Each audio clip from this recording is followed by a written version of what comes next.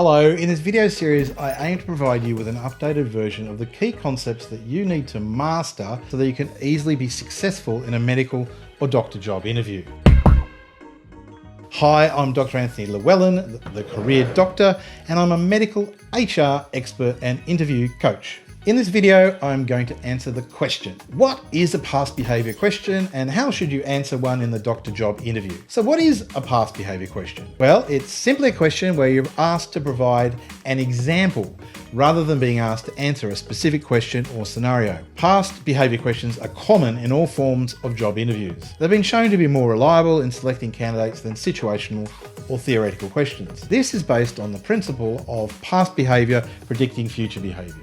So, for example, if one of your key selection criteria is being able to manage a busy workload and juggle competing priorities, then you are far better off as a panel asking the candidates to describe their most recent busy day at work than asking them how they would cope with a busy day at work. Now, there is a recognised mnemonic for both answering a past behaviour question as well as scoring this question, and it's called STAR, S-T-A-R. The STAR technique is the most recognised framework or structure for talking about past experiences in the job application process. STAR stands for S, situation, T, task, A, actions, R, results. So let's look at an example to illustrate the use of STAR. So possibly the most common past behaviour question in a medical interview is about conflict. So you may be asked, tell us about a time where you had to resolve conflict. So to answer this question, you think through past experiences and select an appropriate example. In this case, I'll go over an example of a medical registrar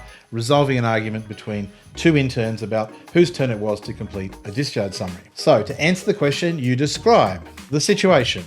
I was working on the medical ward as a registrar. I had just returned from performing a consult and I noticed that the two interns were speaking very loudly with each other at the nursing station, and this was being heard by other staff and patients. So your task.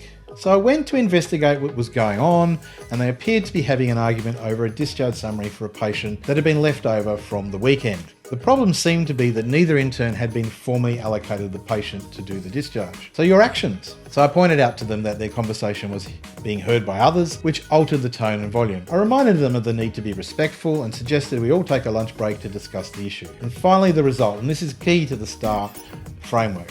Over lunch, one of the interns volunteered to do the summary and the other intern said they would do the next one if and when it came up. We had a good conversation over lunch and everyone finished the day on good terms. And the discharge summary got done. So that's how you answer a past behaviour question. A couple of tips here. Tip 1, always give an example, don't try to answer theoretically. The panel wants an example. Tip 2, if you look through the selection criteria, you'll see that the sort of examples you're most likely to be asked for, which helps you to prepare ahead of time. Now, if at any point that you feel that you've gotten value out of this video or video series and you want to dive a bit deeper into mastering the doctor job interview process, then I would highly recommend to you my Doctor Job Interview Skills course. In this course, I do a much deeper dive in each of these question types, along with other questions and a lot more concepts to help you truly excel in your next medical job interview. For example, in my course, I go into a lot more detail about past behaviour questions, including my super powerful variation of STAR, which is C-SCAR. If you click on the link in the description or at the end of the video,